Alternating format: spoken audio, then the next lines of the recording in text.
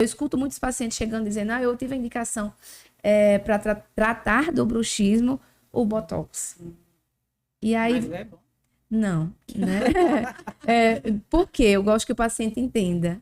A toxina, qual a função dela? Paralisar o músculo.